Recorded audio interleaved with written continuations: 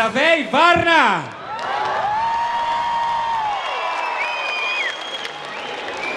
Ето на това му казвам аз, усещането да се върнеш във Варна.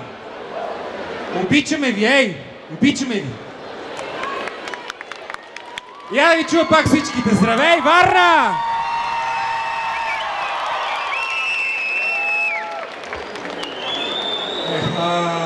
Стръхнах, бе, хора! Айде сега всички! Честит рожден ден, Мо Варна! Готови на 3. Честит рожден ден, Мо Варна! Честит рожден ден, Мо Варна! По-силно! Честит рожден ден, Мо Варна! Страхотни сте! Удоволствие наистина се вършат.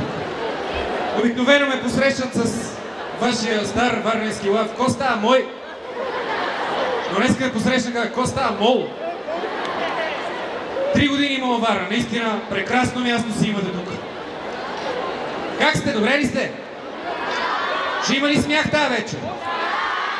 Знаете ли кой води с мен? Не. Любо? Не, това не е сериозно. По-силно. Любо? Така. Кръстьо? Ненчо? И прекрасните момичета на комиците, естествено. Харесаха ли ви? Между другото, трябва да предупредя младите господа, че от тук от сцената всичко се вижда и наблюдавах така как ги гледахте докато танцуваха и трябва да ви кажа, че малко панталоните ни сочат пръст към сцената, да знаеш.